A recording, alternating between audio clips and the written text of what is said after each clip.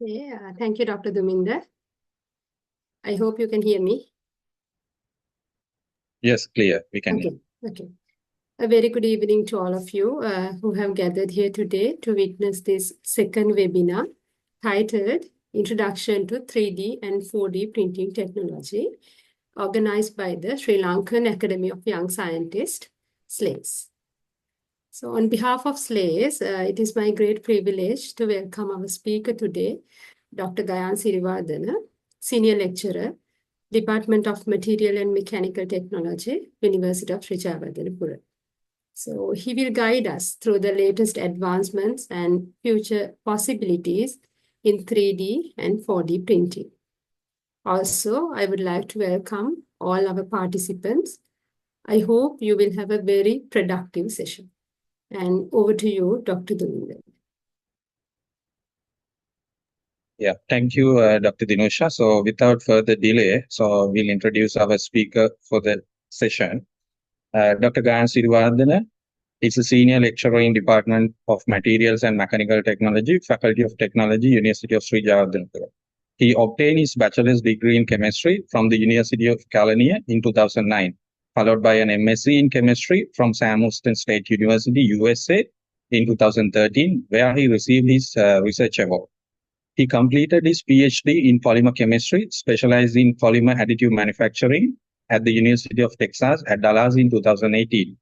Dr. Siriwardana conducted postdoctoral research at Virginia Tech, focusing on additive manufacturing-based material processing and serving as the facilities manager at the Macromolecular Materials Discovery Center. He has published extensively in reputed peer-reviewed journals and participated in numerous conferences as a resource person in additive manufacturing.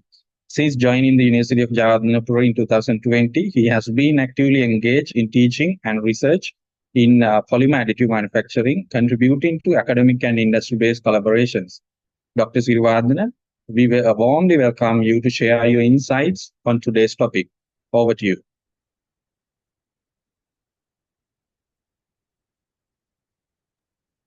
Thank you very much, Dr. Duminder, for your kind introduction. And again, thank you very much, Dr. Dinusha, for giving me this wonderful opportunity to address you all with the 3D printing, 3D and 4D printing technology, current trends and future overview.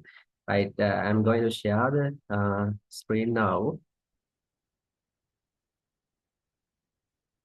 Right, hope you can see my presentation.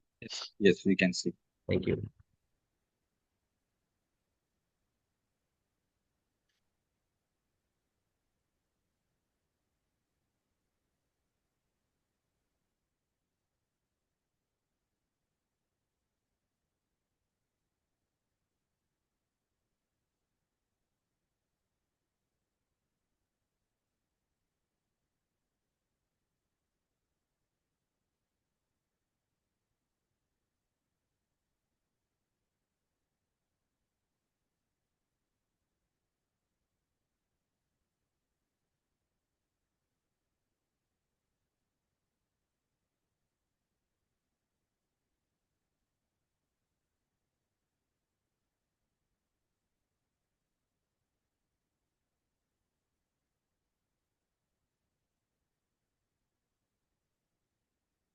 Right, so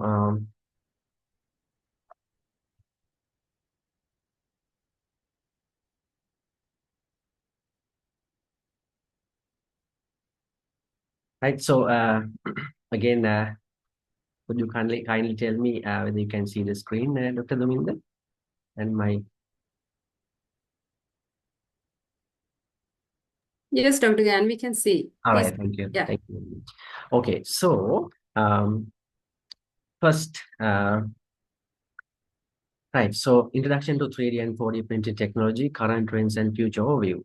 Right, so in terms of the audience, I hope some of you have a kind of idea about this new technology, and some of you may have not, especially in terms of 4D printing. Right, so without delaying, I will first walk you. So that is the first plan of my talk. So first I will go through what is 3D printing, right? And then we'll go through current trends in the world, right? So, and with applications, materials, and so on. Then I will move towards 4D printing, because 4D printing is an advancement of 3D additive manufacturing. So then I will again go through type of materials, technology and applications. So together, once I go through all 3D and 4D technologies, then together I will talk about the future overview in terms of both technologies. Right. So first of all, we'll see what is 3D printing. 3D, you all know the 3 dimension, that is height, width, and thickness, right? Length, width, and thickness. So that's the 3 dimension. So once we get the printing, so we will get a 3D object. That is the idea, right? So it is you can see it is a layer by layer manufacturing process, right? It is a layer by layer manufacturing process. So that's the idea. That is why I call additive manufacturing, right? Layer by layer, right? So simple to complex geometries can be manufactured. Uh, that is the main advantage of this technology. And so if one person can ask me why we are kind of like worrying about 3D printing, what is the specialty, right? So that is the thing people ask, right? So we all know that there are many conventional ways of manufacturing materials, right? Like molding techniques, like vacuum forming, blow molding, right? So what is the specialty of 3D printing? Is this ability of manufacturing complex shapes, right? So you can be the surface irregularities, you can, give very fine structures, right? Very high resolution. So the idea here is you basically you whatever the shape you want, right? So this is the computer, right? So you as a STL file, stereolithography file, so you can easily build that one, solid state, right? CAD, right? Solid CAD software, right? Computer design software. You can enter. You can first build that. Whatever the shape you need to, complex shape, right? And that is given to the computer, right? So the computer is connected to your this is computer C. You have this. Let's say this is your 3D printing machine with a nozzle, right? This is the machine, right? So there's a particular shape here that the computer is connected to the machine, right? And that STL file, the machine will read it, and the nozzle. So this is a nozzle-based machine. So the nozzle will follow the pattern that the computer gives it, right? The gives, right? Provides, right? So it will form one layer, and it will complete it, go to the next layer, and so on. So layer by layer on a build platform, right? Your material will be built, right? Like this, right? It's the simply I'm introducing 3D printing technology, right? So that's the most simple way of introducing it, right? So these complex shapes you cannot attain via those conventional techniques. That's the idea, right? So whether you have a simple mold, right? You can form chair or any other material, but you cannot go into details like this, right? So it can be a human body organ, right? What very complex shapes. Whatever the shape you are given through the computer, the machine takes it and builds on a build platform, right? So you call that print bed here, right? The object will be built, right? So it's very versatile, to give that kind of high surface areas for like filtration materials, right? Like and we'll talk about all of these things, very automobile applications and so on. Especially now, people are moving to 3D printing of biomaterials for body organ replacements and so on. A lot of biomedical applications are going on in the current world. Right now, look at the history. Right, this began. The technology of 3D printing began in 1980s. So Stratasys was the company, right, which gave the pioneering work. You can see first 3D printing attempt came in 1981, right? So then in 1986, first patent, SLA means stereolithography, one of the 3D printing technique. They got the first patent around 1986. Then commercialization of other printers and other patents began to rise. And you can see then the technology development, right? In early 20s, first bioprinter got developed, right? And you can see it developed again and again, right? First 3D printing implanted bladder. You can see 2006, first 3D print implanted bladder. So that's the body organ. People have started printing of body organs. Then again, blood vessels, right? And you can see 2015, first FDA approved 3D printable tablets also they generated. So they are in that case powder-based printing technique is used. So we'll talk about all of these things. So this is so started from 1980s. Now it has moved to a very new avenues, right, in the world, and still getting improved with current research and so on, right? So let's move to the 3D printing techniques, right? So we know that this is the 3D printing. So we have an idea about the printing. Right. Okay, types of 3D printing. Right. So this is the base slide here. So you can see it is not only one technique. Yeah, in the previous slide, I remember I drew one like a nozzle based machine, right? As you can remember. But you can see there are, if you count number of boxes around this blue one, 1, 2, 3, 4, 5, 6, 7. So there are 7 basic 3D printing techniques available, right, as current trends. Right, so very first is the most famous and more affordable one is material extrusion, right? So this is the one shown here, material extrusion.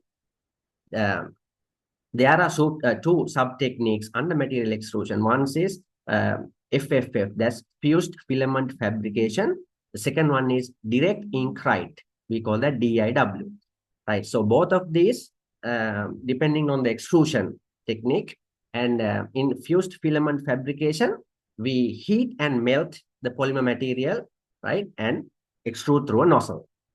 In direct ink write, we don't use heat or temperature.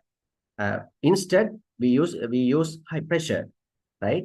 We use pressure and we take the material, lower into syringe, we pressure, and through the nozzle, it extruded onto a build platform, layer by layer, it prints. So that is material extrusion. So I'm briefly going through each, and then in detail, you can see the slides. The second one is wet photopolymerization. You also call that VP. So that is the you take the material as a resin, right?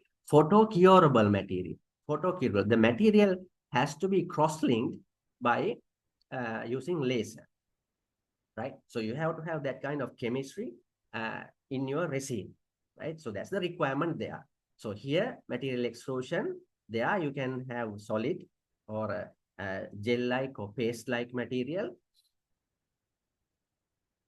right? Right. Okay. Hope you can.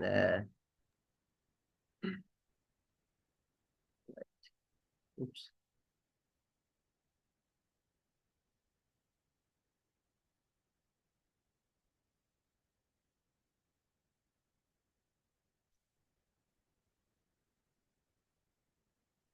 Yeah. Right. Okay. I'm here, right? So there's wet photopolymerization. So you can see again there are 3 sub techniques. Stereolithography, that is called SLA, and another digital light sintering, digital light projection, right? So you can see SLA cures with UV laser, And so there are slight differences in each of these sub techniques. That's why the DLS is little bit high efficient than using SLA, right? So we'll talk about these things. That's why you have sub techniques as well, right? So so for high resolution, VP is better than material extrusion, but cost-wise, material extrusion is most affordable. Even in Sri Lanka, we have this one, right? We don't have in Sri Lanka. The technique is still at its infant stage. I would call like that. Still developing, right? This is the most affordable at the moment. Even in Sri Lanka, material extrusion, they are also FFF. Right. So this high resolution one, wet photopolymerization. Then I will take these together, jetting techniques together, right? Binder jetting and material jetting, right? So you jet um, uh, material. So let's say binder jetting, right? So in powder form, you jet to the print bed, and there's an adhesive which is used to bind this, this powder material together to the given pattern. In material jetting, right? So you jet more than two materials together. Then again, so in jetting techniques, especially in material jetting, you have to cure as soon as you jet the material. You have to cure using UV light, because unless otherwise, like binder jetting, you have adhesive to bind the material together in layer by layer manner. But material jetting, if you don't have the UV light, you cannot give the rigidity to the final material, right? So you have to cure as soon as you jet the material together. Then, so we talked about extrusion, wet photopolymerization, jetting, right? Just briefly. Then you can see powder bed fusion, right? That's another trending one. Powder bed fusion. You can see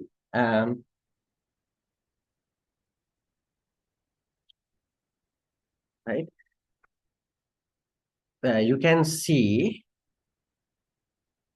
there are many sub methods, right? So SLS means, right? Serial sintering, selective laser sintering, SLS, selective laser sintering, selective laser melting, selective heat sintering, SHS, electron beam melting, right? And so on. There are many sub techniques under powder bed fusion. So here, what is the thing? You take the material as powder from a lot of ceramics, right? Ceramics and metal powders, ceramic powders, metal powders, composites, polymers, right? You take so into a powder, you take into a bed, and then sometimes you fuse them to using a laser to the pattern given, right? So that is selective laser sintering, right? Sinter, fuse together. Sometimes you melt, right? So that depends on the material, right? So that's selective laser melting. Sometimes you have to use high electron beam. That's the energy source. That's the electron beam melting, EBM, right? So you can see the heating, whatever the source is kind of different, right? Here, right? Again, DMLS fused with laser. So you can see that slight differences depending on the material, right? And the end application, right? Sheet lamination is there. Before that, we'll talk about direct energy deposition, DED. So this is again used for mostly metals, right? Metal 3D printing, metal powders, alloys, and so on. A lot of for like body organ replacements like knee guards and stuff.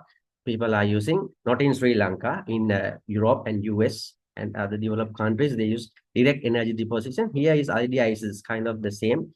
Metal powders, they directly fuse with laser or electron beam, right?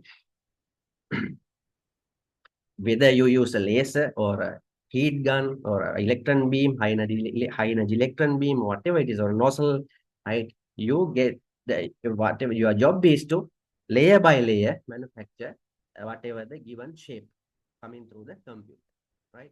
Sheet lamination, not that famous, but also it's still 3D printing of paper material. They are also laminated object Dr. manufacturing. Gayan, sorry to interrupt you. You're not audible. Oh, really? Right. Can you hear me now? Yes, yes, now clear. Okay. So like I hope my voice was clear up to this slide, Dr. Duminder. Yes, yes, only last few words we didn't get. All right. Thank you so much. Right. So um, material extrusion, wet photopolymerization, jetting methods, powder bed fusion, sheet lamination, and directed energy deposition. So these are the basic 3D printing technologies, right? So um, we will move forward starting from the extrusion, right? So now I have given the basic intro. So I will move to the going through basic again, covering these techniques. So as I told you, extrusion based, this is the most famous one and most cost-effective one, fused deposition modeling, or called FDM. Similar, you can see in research papers. You also can see FFF, fused filament fabrication, or fused deposition modeling. Same idea, right? So here is the machine. This is a schematic diagram of the technique, right? So is the computer. This is whatever the shape you are printing, right? Let's say it's a complex shape, right? So this is connected to the machine, right? So this is the computer. See, this is the shape, right? So filaments, right? You can see, I think you have heard about polylactic acid, PLA, ABS, polypropylene. So in you know market, you have the filaments of these. So you can say these are 3D printable filaments. These are thermoplastic materials. Thermoplastic materials, right? Only thermoplastics are capable of going through the FDM or FFF machine. Thermoplastics. What do you mean by thermoplastics? You heat the material, it becomes melt, right? So that is what's happening inside. So inside, so you introduce material to the machine as a filament, then you heat it. So there's a nozzle here. You can see the black color nozzle. There you melt the material, right? Now it becomes a liquid, right? It viscosity drops. So that is why it gains the ability to extrude through this nozzle onto the print bed. So what happens? Right after exiting the nozzle, what happens? Material is exposed to air, right? So it cools down. Then what happens? The material becomes solidified. That is absolutely necessary, because once you print the object, you need to solidify it, right? To make it a usable material, right? So this is the ability. Thermoplastics, heat, you melt it, cool down, you solidify it. You have this ability. You have to have this ability in the materials to be able to extrude through this FDM or FFF printers, right? So you can clearly see the first layer is deposited on the print bed, right?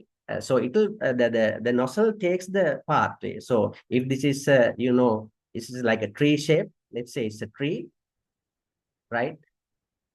Let's say the material is the shape you want to 3D print is a tree shape, right? The nozzle traces that pattern, right? So the material deposits on the print bed, right? So once the first layer is printed, then go to the nozzle moves to the next one, and so on. The material is going to be built here, right? So the print bed here, usually you have to keep the print bed at the glass transition temperature of the material. Let's say a PLA, for an example, polylactic acid is the 3D printable thermoplastic you are using, polylactic acid. It melts around 160. So that's its TM, right? And it's that's TM. Its TG is around 60 degrees of Celsius, right? So what you have to do, you have to keep the uh, nozzle around 160, because you have to melt it first, right? And so you build the material, you keep the build platform around 60. That's the glass transition temperature of the material. So in that way, you can minimize warping or bending of the printing, because like once you build the object, so don't forget, so it is a building like this to the right. There's a height, no, there's a height. So if you keep the print bed at the glass transition temperature, there's a minimum temperature difference, right? So that and it helps minimize the warping, or warping means bending, right? So once you form the material, you have to have it nice solid material without any bend to be able to market it, right?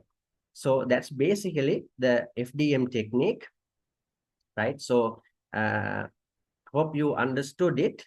Like, so these materials like PLA, PETG, right? Polypropylene, ABS, so a lot of commodity plastics. All this, the main requirement is the thermoplasticity, right? So you can see many household like toys, right? These needle covers, right? A lot of electronic housing, right? Casings, right? Can be 3D printed. Look at the shapes, look at the complexity. That's the idea here, right? So all of these, so most of these so I have cited references from the research papers that I have covered some of these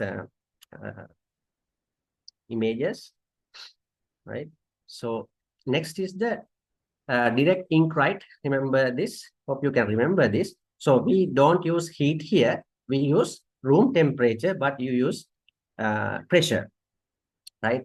So as before, so so this is the syringe, right? This is the syringe. So you load your material. So in this case, a lot of like semi-solids, like pastes, hydrogels, like stuff is used for 3D printing using the direct ink write technique. Direct ink write technique, right? So this is so you pressurize it. So similarly, through the nozzle, so you get you will be able to extrude, right, layer by layer. Main material quality is shear thinning, right? Shear thinning ability. Shear thinning means when you pressurize, when you input a shear force, right, the material needs to lower down the viscosity so that it will get the ability to extrude to the nozzle. That's the idea, right? So before one, you have you have to have the thermoplasticity for FDM based printing. For direct ink, right, you have to have the shear thinning ability, right? So sometimes in some cases, once you form the 3D printing product, you cure it using UV light, right? You cure it using UV light because remember, a lot of pastes, hydrogels are the type of materials you 3D print here in DIW. So in order to have a additional rigidity, structural stability, you cure it using UV light after you print the material.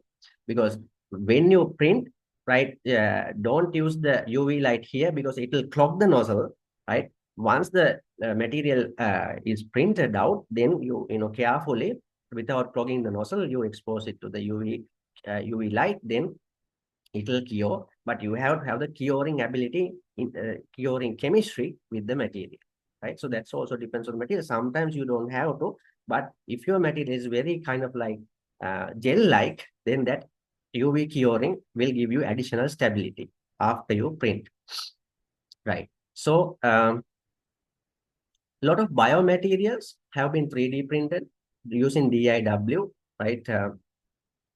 Lot of biomaterials, right? So you can see biopolymers, concrete, even concrete, right? So hydrogels, polymer paste, biopolymers, concrete, right? Have you heard about concrete 3D printing? Yes. Europe countries, right? For civil engineering work, they build concrete, they build uh, using 3D printing of concrete. You can see this image right here. That's 3D printing concrete, right? So there you have to have large scale, right? DIW, large scale machines, right? So that's you have to have high capital cost to implement that. Right, so this was one of my PhD research where I 3D printed hydrogels, right? So for heavy metal absorbing cup-like shapes, like high surface area-like shapes. So this was my work, 2019, right? Again, you can see some supportive structural materials for electronic applications and some other right ornaments, structural ornaments. You can easily 3D print using this DIW 3D printing technology, right? So it's a very versatile technique, right? So let's move to the wet photopolymerization now. So I am talking about most basic and most famous techniques only because we have to have a time constraint as well. So this is stereolithography. It's called SLA. So under VP, right? So as I told you before, you have to have a resin, photocurable resin. The chemistry has to have the photocurable ability. That is, once you expose the material to laser beam, it has to have crosslinks, right? So again, so this is the 3D printing, whatever the shape. Let's say this is the shape, right? So it is connected to the machine, right? It's the computer. This is the shape. So you are trying to print this shape, right? So here resin, you have the resin here. First layer, so you expose it to laser, right? So the laser beam, right? Laser beam. So in the FDM case, what is the thing? Nozzle, right? Similarly, it's a laser beam. Laser beam moves around, right? Traces the pattern layer by layer, so whatever the pattern, traces. So as it traces, the resin crosslinks throughout that pattern, right? Crosslinks throughout that pattern, right? First layer is built, right? On top of that, second and third and like that. So you build up layer by layer, right? That is the building mechanism, right? Okay. So once you form, you have to carefully remove. Sometimes you have to have supportive structures to build this, and you can easily dissolve the supportive structures using some solvents, right? So SLA is used because of the high resolution, right? In extrusion-based techniques, you don't have that kind of high resolution, like micron size resolution you can get through SLA. Right, so this is the schematic diagram, right? I hope you understood. After this session, you can ask questions, so we'll go through, right? Because practically, I cannot cover everything. This is 1 hour time. Let's say. So this is the second one. Advance of a little bit of high advanced technique than the previous one, SLA. This is called digital light projection, DLP. You sometimes call mass projection wet photopolymerization, MPVP, or you call that digital light projection. This is a little more efficient, right? Little more efficient. You take less amount of time to build the same material compared to the SLA. Once again, resin, right? So here, what's the specialty? You use a digital micromirror device. So here the image for each layer projected over entire surface with UV light according to the shape of the layer, right? Again, you have the computer, right? And you have the whatever the shape to be 3D printed. Let's say it's a fish-like shape, right? So it is this is the computer, right? It's connected to the machine, right? This is the shape you are going to print, let's say. Right? So this DMD device, that's right, each layer projected over the entire surface. Now the projected light source, usually a UV light, right, cures the entire layer at once, right? So this is little bit high efficient than SLA, right? So you build up because of the same cross-linking mechanism, right? So it's, right, because you are using a photocurable resin, right, in a vat or a bath. Again, resolution is high, right? And you can end up with a complex shape. Okay. Now, so we talked. So remember. So some examples and materials, right? photocurable polymers, polyurethanes, some other organic structures. So you can see, so this is one of the publications, recent publications of my postdoc group.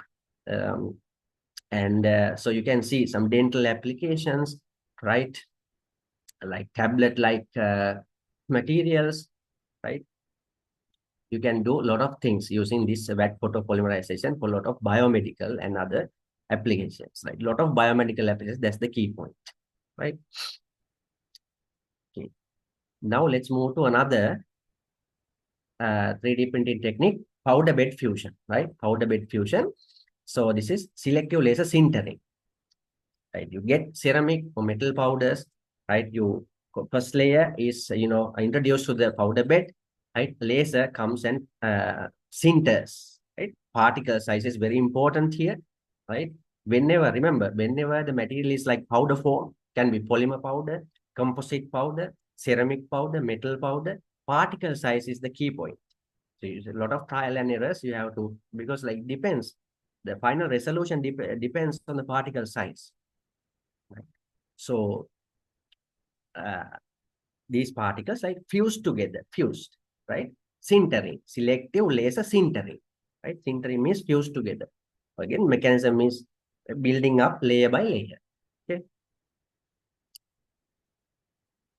Now, right, see, lot of PPS nylon-based materials, polyethylene, polypropylene, PEEK, and even metal powders, right? PEEK, polyether ketones, metals. So in terms of metal, so these are some brand names: M2 tool steel, stainless steel types. These are commercial names, 14/4PH. All these are commercial names for metal-based alloys. A lot of automobile applications here. This is also one of the so this guy was also in my postdoc group in US. So this is his work, right? Using this powder bed fusion. But a lot of biomedical and a lot of basically automobile, right? Automobile applications. So the machinery and so, right? You can 3D print.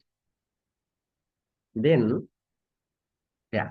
So PBF, there are several things to talk, like electron beam melting. Sometimes we have to use high energy electron beam, right? A lot of, when you deal with metals and alloys, high temperature metals and alloys, how do you deal with? Using high energy electron beam, right? See, right? High energy electron beam. So that's the source, right? So you can see one of the research, in one of the research papers I found, titanium, zinc, right, 6 alumina, 6 aluminum, 4 vanadium alloy brackets. So they have 3D printed alloy brackets, right? Using this electron beam melting PBF technique. Chromium, cobalt alloys, so and so. This is also a very versatile thing. So especially for high-end metals and alloys, right? So you have to have very high temperatures. That's why you give electron beam, high energy electron beam, right? So, so now you have an idea, right? You have a lot of range of materials. Depending on the type of material, you have to select the whatever the technology, right? The machine, right? At the same time, remember your end application as well, right? DMLS, direct metal laser sintering. Again, direct metal laser sintering, metal powders, right? You can see Inconel 625, those are commercial names. Stainless steel, lot of stainless steel products. See, sometimes in dentistry, right? You can see some, dental fillings. It's very versatile. DMLS 3D printed, right? Dental parts. And again, automobile applications, these alloys, right? Right, the jetting techniques. Remember, I told you about two basic jetting techniques: binder jetting and material jetting. Excuse me. You can see powder supply to the powder bed, right? And you use a binder, like adhesive, to bind them, right? These particles together, layer by layer. Material jetting, you can see there's no adhesive coming like a binder here, material jetting. So mostly more than one material is jetted, so multi-material, right? So you can see through nozzles, they will be jetted, and at the same time, you have to cure the material to give rigidity, right? Here also, you have to take care not to clog the nozzles, right? But immediately once they are mixed and formed, then you have to cure the layers, right? Layer by layer, right? So I have some examples, like materials. So a lot of right, this is here the skull, right? Um, Shape of a skull. Look at the complexity. So that's why I'm repeating that complexity, right? This is human skull, right? It's like a tablet-like thing, right? Lot of ceramic based, and again alloys. So here ceramic is the most ceramic types, and some biopolymers, right? Polycarbonate stuff, ABS, right? Polycarbonates, right? And ceramic stuff, right? Again, automobile, and some prosthesis, right? Arm guards, knee guards, and so on. Right. Then the direct energy deposition. Remember, we have that one, direct energy deposition, right? This one. So here you can see powder again. Powder is again something for metal, high-end metal 3D printing, direct energy deposition, right? So you can see powder 1, powder 2 comes, right, in two forms, coaxial feeding or off-axis feeding. There are two modes of feeding, right? These powder beds, these powders to the powder bed. So those are the two main modes of feeding them to the powder bed, right? And you can see, and then direct energy deposition. You can you use the laser beam, high energy laser beam to melt and get the material layer by layer again, high-end metals. So some of the applicants, some of the recent papers, right, based on this DED, you can see copper, titanium-based alloys, copper-based, nickel-based, and other high-end metals. You can 3D print. Look at the shapes. Look at the complexity of the shapes, especially here, right?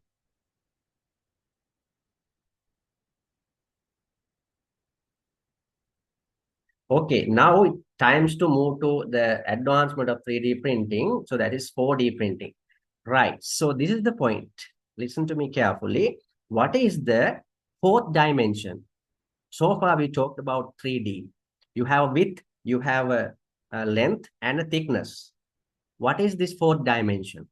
That is the time-dependent shape or functional change after printing. That is your fourth dimension. Again, time-dependent structural or functional change of the material. Okay, so what does that brings you, right? Right, that brings you well, right? So type of material is not the same as before. You have to have smart materials. The material needs to be smart, right? For you to 4D print. Smart means, so it has to remember their initial shape, and also this material needs to be responsive for certain stimuli. So there are plenty of stimuli, temperature. We'll talk about all this: temperature, UV light, pH, pressure, voltage, magnetism. There are plenty of stimuli, right? These materials, they respond to these stimuli and change their shape or their function, right?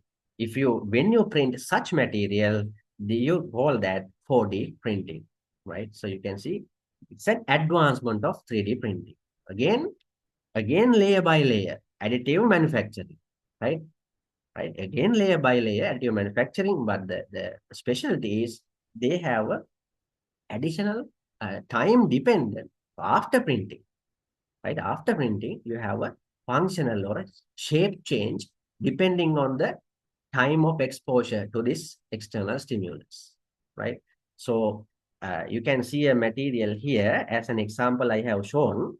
This is a temperature responsive material shown here. So this is a, so if you look at the leftmost one, you don't have any idea. So if you have the right, if you look at the rightmost image, right, this one. So this is what is the shape? That's the Eiffel Tower.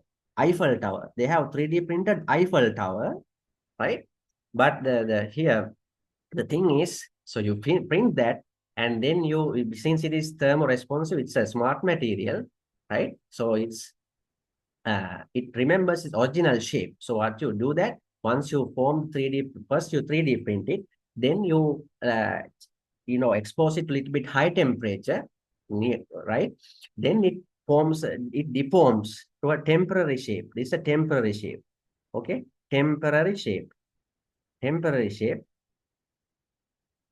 temporary shape, or we call that temporary deformation, right? And then you further increase the temperature, right? Because you have to stimulate, right? Maybe you have to increase the flexibility through increasing temperature. Then, since it remembers its original shape with time, you can see 2 seconds, 3 seconds, 4.5 seconds, 6 seconds, 8 seconds. With time, it regains its original shape. Right? This is the original shape. That's why I told you, first you 3D print the whatever, the Eiffel Tower. Then you, right, expose to temperature. Right? Temporary, the material deforms to temporary shape, and with time, right, you keep heating, right, it remembers the original shape. With time, it progressively comes to the original shape, right? So this is a one example. So a lot of smart materials are temperature sensitive, temperature sensitive. Not only temperature, you can see other stimuli as well. So we'll talk about them, right? We'll talk about them. Okay, right? So this is the summary of the stimuli, right? Thermoresponsive, photoresponsive, mechanical stress, right? Mechanical stress. So here, so you can do many, like many, you can form a lot of good functionalities, especially for 4D printing of biomaterials, right? Mechanical stress. We'll talk about the pH responsive materials are electro-responsive, moisture responsive, right? So those are hydrogel type, moisture responsive, right? So we already talked about the thermoresponsive thing, right? Okay. Let's move to some of the examples. Right. So again, the thing for the clarity, right? So it is the smart materials, right? So this is the 3D printing, right? So what the here is you select the material as a smart material. So that's chemistry is different from the 3D printing one. 3D printing, basically you have to have the criteria. It can be the thermoplastic, it can be hydrogel, the photoresponsive, metal powder, ceramic powder. Those are the things we already talked before. But here you have to have, for 4D printing, you have to have that stimuli responsiveness as the additional right. Okay.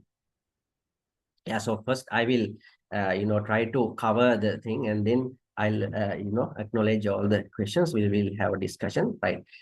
You can see 3D printed product plus stimulus, you get the 4D printing outcome, right? So technology-wise, 3D printing technology, again, same techniques, extrusion, photopolymerization, powder bed, jetting methods, sheet lamination, direct energy deposition. So those techniques are the same, right? Because, right, so there has to be, you have to have the layer by layer build up, no? So you have to have that technology, depending on the material, so you can look at the type of material now. Shape memory, lot of shape memory. Shape memory means the material remembers the original shape, right? Shape memory, you have alloys, polymers, hybrids, ceramics, gels, and so on, right? So for an example, if it is a shape memory ceramic, you have to go for that. Ceramic means again powders, no? Ceramic powders. You have to go for like powder bed fusion or jetting technique, right? I hope you can understand now, right? If it is a polymer based, right? A thermoplastic based shape memory, then you have to go for material extrusion, right? If it is a shape memory alloy means a mixture of metals, no? Shape memory alloy, right? So again, metals, no? Depending, so you again powder bed fusion or direct energy deposition, DED. I remember DED we used for metal printing, right? And even powder bed fusion for metal based 3D print, right? So I just wanted to clear you, right? So again, showing you here some magneto-responsive material and moisture responsive material, right? So this is the first is this is the 3D printed object, right? So this is the 3D printed object. Now, if it is moisture responsive, you give that stimuli, that stimulus, it will get a temporary shape, right? You can see it deforms to a temporary shape after hydration or moisture absorption.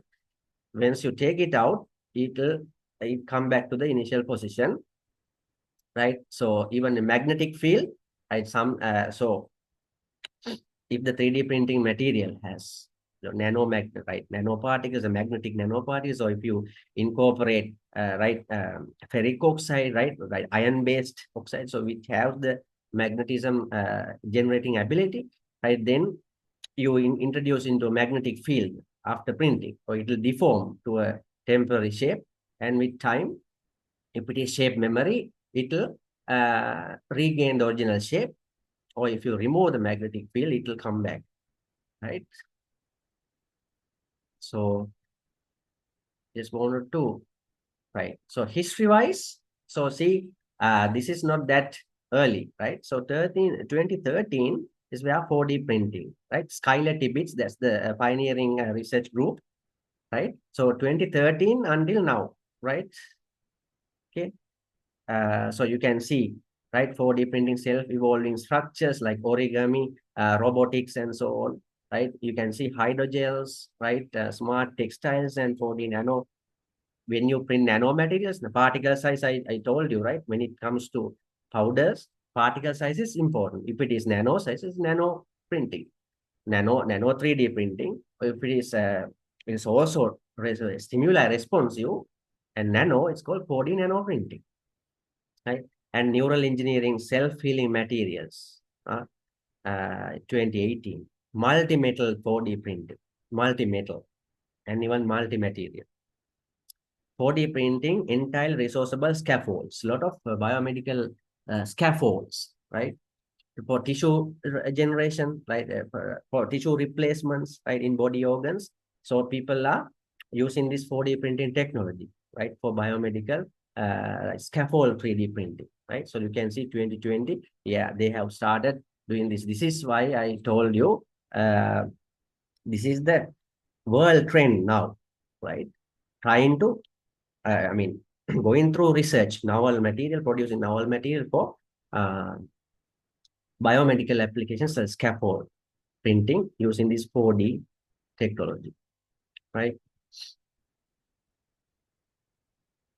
Okay, now I told you, so I have these slides will walk you through some of these material types, moisture sensitive, and some examples, moisture sensitive hydrogens. So these are cross-linked 3D polymer networks. As you can see, they could expand up to 200% of original volume. Right? These are depends on recent research. Right? Some of these gels are having, say, folding ability, bending, stretching, geometrical expansion. So this is the time-dependent shape change. We remember that for definition of 4D printing. Right? So all these moisture-sensitive hydrogels, right? They have this kind of ability depending on the formula, right? So direct ink, right? Again, helps us to 4D print these. We already talked about direct ink write, right? So since they are hydrogels like paste, semi-solids, this is the technique that helps us, right? The specialty is we call that 4D printing because of this stimuli responsiveness, right? Okay. Now that's thermoresponsive. This is a lot of this is the most of these 4D materials are thermoresponsive. You can see this bird-like shape here, right? Bird-like shape. So this is the right every time you can see from here to there. So here, right, the temporary shape change. Right now, with time, material gets to the original shape. That's because of the shape memory ability. They remember the original shape. This is the Eiffel Tower thing in the middle, bottom the bird, and at the top it's a cylindrical material, right? So two basic mechanisms here, thermoresponsive materials, this the thing shape memory, transformation of a deformed object to original shape, and the shape change effect. Right? These are two things, two different things, shape memory effect and shape change effect. Shape change, deformation varies between the extreme states, proportional to stimulus. You expose the material to the stimulus, you remove the stimulus, material comes back to the initial thing, right? You give the stimulus, material changes to a shape.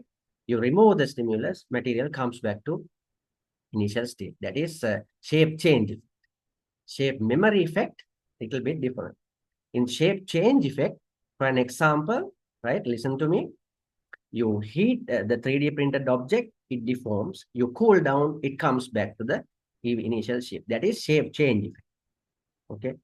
Shape memory, you get the 3D printed one, you heat it, it deforms, you keep heating.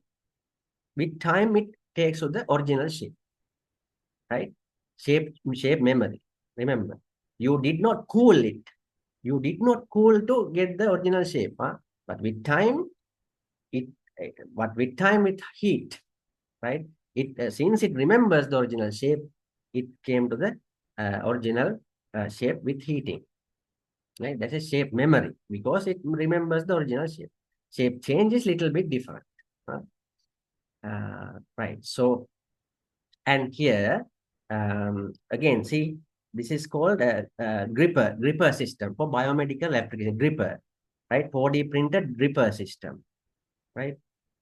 For like surgical material gripper, because it's a similar responsive, right? The temperature, it deforms to a certain shape, and so if the original shape is this one, with time it comes to the original shape, right? So if the original shape is like a shrinked one, so you can grab a nail even here, right? You can grab a nail, right, using that material.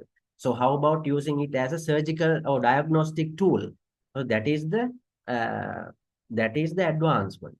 That is where people think, right? So we have to also improve our research and go through this kind of uh, section, right? This is the advancement they need, right? Again, so SLA, FDM, DIW, jetting-based printing methods are helpful with the thermoresponsive material, right? So this depends on the type of material, whether it's thermoplastic, right? So ceramic or alloy, whatever. So they all have the shape memory or shape change effect, right?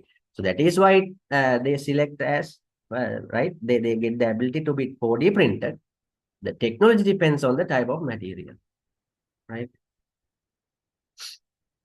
Now, so that's photo responsive, or light sensitive, right? Light sensitive. So so you can see again a research paper. You can see with time it gets to the original shape.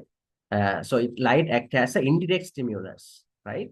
Why? The first step is exposing to light, but light hits surface, generate heat, and heat does the shape change.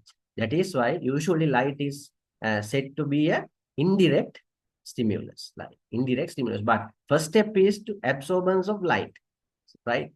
Unless otherwise, you can call this as thermoresponsive, no, right? But the first step is light, exposing to light, and then light triggers the heat, right? So that's why they come under light responsive, but light acts as an indirect stimulus, right? So then electroresponsive, again, stated as indirect stimulus, because usually if the material, when you go past the electricity, material, if it's a material generates heat because of the resistivity, right? That's what happens in a regular bulb also, no? Right? When passes through, generates heat, and heat does the shape change. So a lot of stereolithography, SLA-based wet photopolymerization, right? That technique helps to 4D print electroresponsive materials, right? Electroresponsive materials. Magnetoresponsive, you can see the temporary shape, and it with time recover of original shape because of the shape memory. That this particular material is shape memory, shows shape memory behavior, and also magnetic responsive. So it comes under magnetoresponsive 4D printable material, right? And also it has the extruding ability, so that's why it gets the ability to be 3D printed by FDM, FDM technique. It says the material is extrudable. Additionally, it has the this magnetoresponsiveness, right?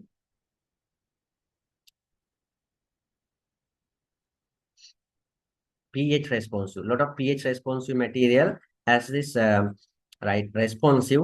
They are responsive to pH changes, no, right? pH changes. So they contain ionizable side groups.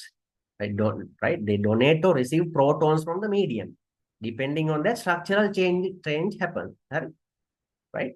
Donate or receive protons from the medium after printing. Right? If you have that kind of substance, they once it gets these things, it takes the shape changes. Lot of polyelectrolytes, lot of right applications. Let's say drug delivery, soft robotics, actuators, valves, biocatalysts, colloidal stabilizers. A lot of pH, right? Lot of applications in 4D printable pH responsive materials. Right? You can get all these through Google search, right? Right, very new avenues in 4D printing. Piezoelectrics, right? So simulated by an applied mechanical stress produce an electrical charge, right? The direct ink write method is helpful for 4D print piezoelectric materials, right? A lot of bone tissue engineering based applications are the piezoelectrics, right? Okay. Right? So application wise, a lot of biomedical engineering, soft robotics, self-evolving structures, origami, aerospace, flexible electronics, and sensors. So these are the applications, summarizing applications of 4D printing. So I have included some recent research papers, their images, especially for biomedical engineering. Look at the tissue engineering based materials, right? So this is DLP method, wet photopolymerization based 4D printed one. A star-shaped tissue scaffolds here, left-hand side. And this one is a kind of tubular T-junction. It's representing blood vessel. Right? And right-hand side, you can see for drug delivery, tissue conduit, like cylinder shape structures. Again, wet photopolymerization based 4D printed, DLP based, right? And biomedical engineering, implants and prosthetics, implants, and so circular stents. So this is the left-hand side, SCM images of some circular stent, direct ink write 4D printing technique. And in the middle, you can see smart vascular conduit. They have 4D printed using DIW. That's the syringe based one, right? With pressure. Right-hand side, I told you the gripper system for surgical and diagnostic tools. Remember that 4D printed surgical gripper system, right? So how nice it is. See how complex the structures are and how applicable, right? These things. And flexible electronics. So you can see, Let's look at the top left-hand side, 50 voltage you apply. So that's a voltage sensitive material, right? So once you, so you can see the 3D printed one left-hand side, you apply voltage and it deforms. You can see the structure over here. Let me use color here, right? So this is the printing as printed, as 3D printed before adding any voltage. Now you add 50 voltage, the shape, look at the shape now, right? It deforms and it connects to the circuit, light in the bulb. So that's the electronic application in electronic systems. Then soft robotics is a robo arm, again based on a recent research paper and some other robotic based applications.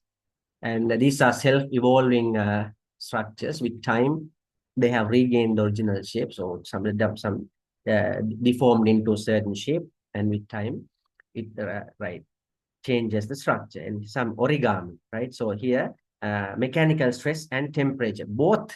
So these are sensitive to both stimuli, to more than one stimulus. There are such materials as well, right? More than one stimulus, right? So we have to think about those as well. Those are much more versatile, more than one stimuli responsive, right?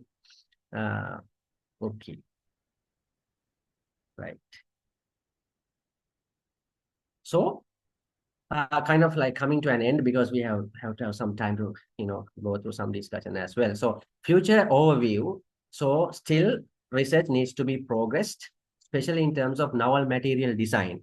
Right? We have to think about safety, biocompatibility, precision, and functional effectiveness. Right. So we do all these synthesis. I mean, mostly not in Sri Lanka due to the lack of facilities. That's again something everyone has to think, like academia and research industry and also the government, because this is the way. I mean, if we want to develop our country, we have to go through a lot of we have to walk with the world, right? We have to move with the world, look at what they do, right? So novel material design, we should not forget safety features, right?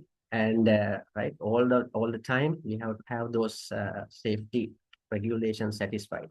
And the materials, they have to be biocompatible if it is related to biomedical applications, right? Right. So novel material design, as researchers, we have to think about that. So that's going to be the future. And we, at the same time, we have to think about environmental factors as well. Multi-material and multi-stimuli responsive materials. As I told you, these give additional advantages, because more than one material, as like a composite. For a composite, if you add A and B, right, you can get the advantage of qualities of both A and B in the composite. Likewise, if you 3D print multi-material, you can get qualities of both material. And if it is multi-stimuli responsive, there's 4D printing, multi-stimuli responsive material. So you get the additional advantage of getting more than one stimuli responsive. Let's say it can be magnetic responsive and also temperature, right? So you can have more functionalities. So think about that aspect as well, right? In future, when you design development of guidelines, right? Some still, right, in 4D, especially in 4D printing, some regulatory guidelines are there to be satisfied. Quality control, licensing, patenting, things we need to consider. And also energy storing devices. This is somewhere the technology needs to think like 3D. How about 3D printing or 4D printing of batteries, right? Batteries as energy storing devices. This is something lacking, and very recent papers are coming up, but the whole world needs to look at this thing as well, because if you could 3D print batteries, right? So you can say, it's going to be a lot of good resource, right, for a lot of materials, right? And even 4D printing, some energy storing devices even in our body, like pacemakers and so on. And also finally 5D and 6D printing. So we will maybe sometime later in future we'll organize some other stuff, sessions for talk about 5D, 6D printing. So that is more additional dimensions. So let's we talked about, so far we talked about static, right? Printing. You print, the nozzles are moving, or the laser beam is moving. That is okay because they need to trace the pattern. But the system is static. But what if the whole system is rotating and printing? Okay. What if the whole system is rotating and printing? Then you will get 5D, 6D additional dimensions. So that's more advanced, more complex structures could be 3D printed. Some papers are there if you search into web, right? But as researchers, we should think about that as well. Having said that, I would conclude my talk here. Thank you so much for your patience in listening to my talk. I hope you gained something out of this. Thank you so much, and I will go through discussion. Okay, Dr. Gayan, thank you so much for sharing your expertise and knowledge and experience. So we have several questions lined up for you, and I will forward one by one to you. Mm-hmm. So the first question, I think, basic questions that the audience is asking. So what is a dual extruded 3D printer? So is it possible to create tissue equivalent model using FFF? I think fused filament fabrication maybe. They're asking whether it is possible to create tissue equivalent models.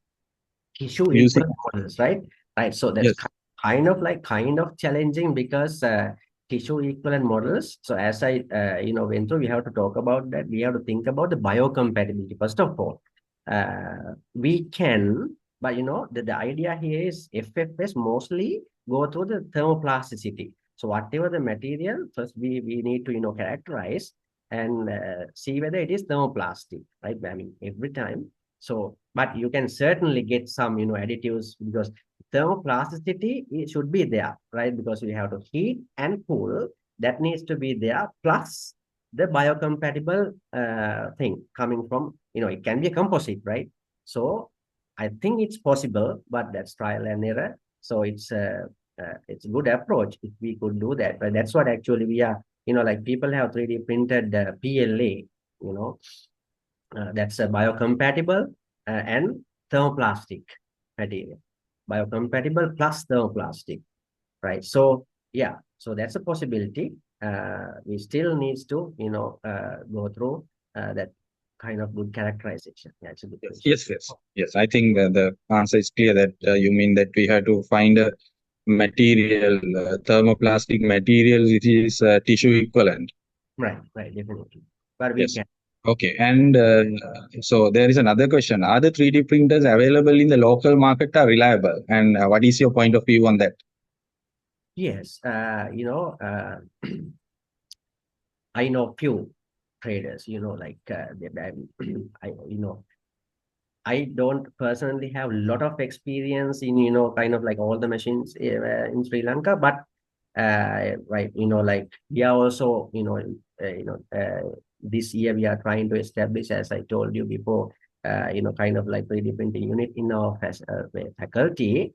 But there are good sellers, and there are many brands, it depends on the requirement. So FFS is the thing that I can say. If we have machines that are reliable, yes. But have before buying them, right? Have some like background check. You can even I can help. As I don't know whether the buyer is the purpose, if it is research purpose, because like in Sri Lanka, you can buy a FFF-based 3D printer for around 1.5 lakhs, right? 1.5 lakhs, 120 LKR, 120,000 LKR, 150 LKR. Yeah, even in Sri Lanka, right? You can buy. So those are reliable. Yeah. Okay, right. Thank you. And the other question also, I think, related to that one, where we can find thermoplastic materials in Sri Lanka for this FF? Yes, Colombo. right? So there are places, I mean, they directly can, ask from me, I will give. So in Colombo, Nugegoda, right? A lot of places, I mean, is it all right to, give some brand? That is fine, right? As a help. This is an educational seminar, so no issue Exactly, in that. right? So yes, it's called Nugegoda. There's one place. Deluxe Plastics, Colombo Fort, Deluxe Plastics, right? So that's where you can get pellets in pellet form. Lot of thermoplastic materials in pellet form. Deluxe Plastics in Colombo, and that the Nugegoda place. So that's they sell these reels, filaments, 3D printable filaments, PLA one, 1 kilogram around 4,000 rupees. Right. Sometimes they sell like excuse me, I have just at the moment I forgot the name of the Nugegoda plate, but PLA and PLA plus. So plus means you have extra additives they have added for like 1,000 rupees more, right? That's easily going through the printer. PLA plus. Same way, ABS regular, ABS plus version around 1,000 little bit cost. I mean, but it's more reliable with the 3D print and easily you can print. So the plus version for regular PL is 4,000, PLA plus is 5,000 like that. But for your research and so on, plus version is okay. Plus version I recommend, but yeah. So yeah, Okay, I think Colombo and Nugegoda, you okay. can get these things without any issue. But later also, please let me know. I will, Dr. Dominda, I will give you that place, right after this thing. I just Better. Is it okay if I share your email address with the definitely. audience? Is it Yeah, please go ahead. okay? Right. Yeah, Yeah, because I think more startup researchers are there today exactly. So that's during the yeah. So yeah, they are very keen on learning those things. And definitely. there are three more questions for you, Yeah. Dr. Siriwardana. Mm. And so then the next question or the fourth question is, what industries do you see benefiting the most from adoption of 3D and 4D printing in next decade? They're asking the future perspectives. Uh, What industries do you think? Medical, biomedical, especially Medical. biomedical and automobile, Hmm. right? Biomedical plus automobile. Because so even like we are also doing kind of like research like automobile. So you have to have lightweight material, right? Lightweight material is very in terms of fuel consumption and for the durability and so on. Lightweight materials, if you could, I mean, lot of if you could extrude, right? Extrude Hmm. lot of these lightweight materials. Yeah, extrusion based one FDM. If you look at the, I mean, if you do it in Sri Lanka, the best thing is the FFF, no, in terms of price and so on, right? So uh, automobile in Sri Lanka is basically very versatile for automobile, lightweight and materials and magneto-responsive and so on, right? So in terms of work, they are looking for biomedical. Lot of like body organs are being 3D printed, even lungs, right? And I told you about that the PLA printing thing. So they use the screws. So I have a recent one of my reviews.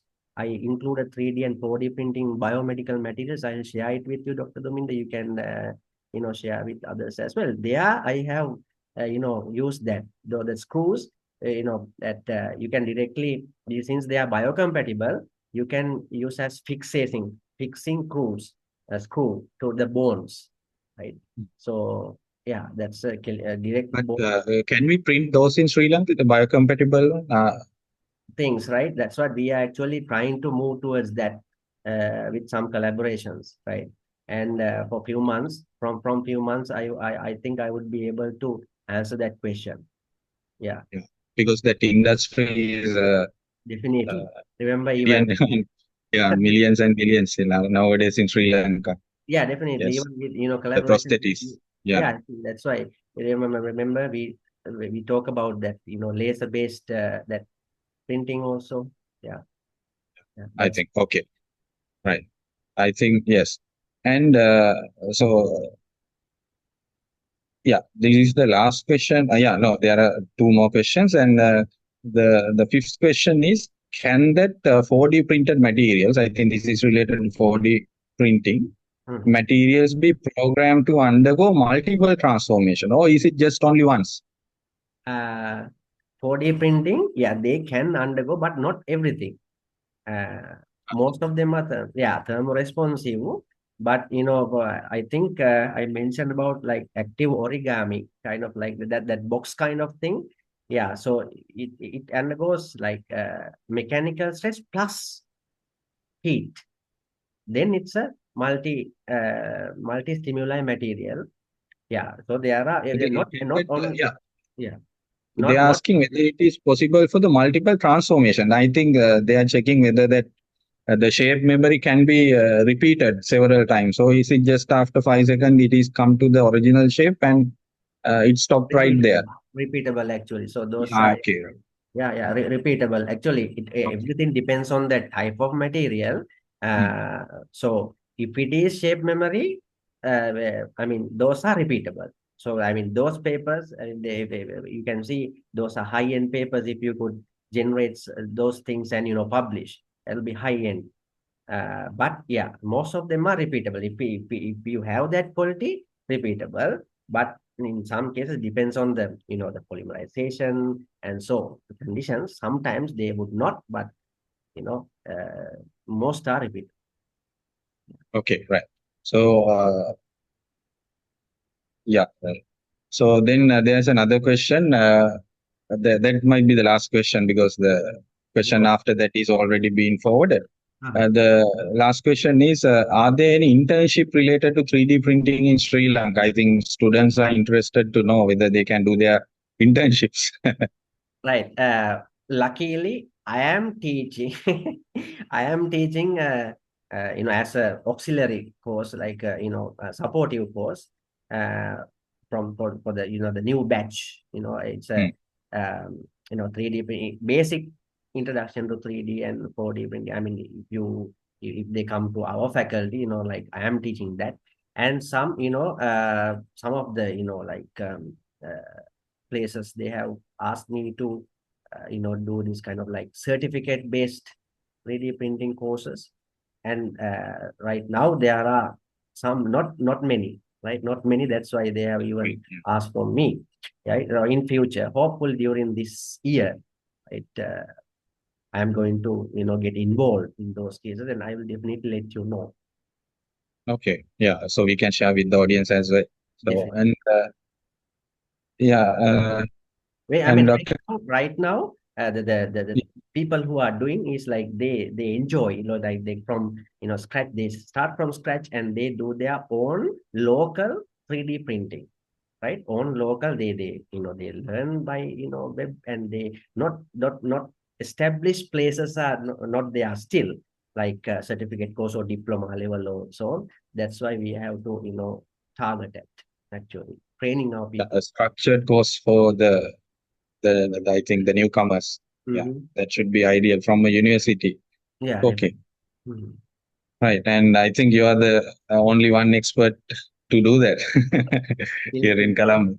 I'll do my best. And Like that's why actually I really yes, I'm really thankful to SLAYS, in very short time organizing this one, for the benefit of the society and future, like a new technology, demanding technology. Yeah.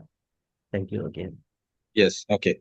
And yeah, in the audience, please stay with us, and we thank you all for joining and your active participation. And Dr. Gayan Siriwardana, we are truly grateful for you. And to officially conclude the session, I cordially invite Dr. Chaturi Senanayaka, the Secretary of SLAYS, to deliver the vote of thanks. Over to you, Dr. Chaturi.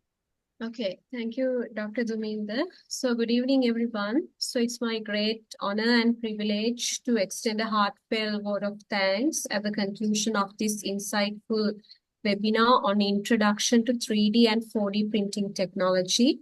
So in behalf of the Sri Lankan Academy of Young Scientists, SLAYS, I express our deepest gratitude to Dr. Gayan Siriwardana a distinguished academic in Department of Materials and Mechanical Technology at the University of Sri Siriwardana, Sri Lanka, for sharing his expertise on 3D and 4D printing technology.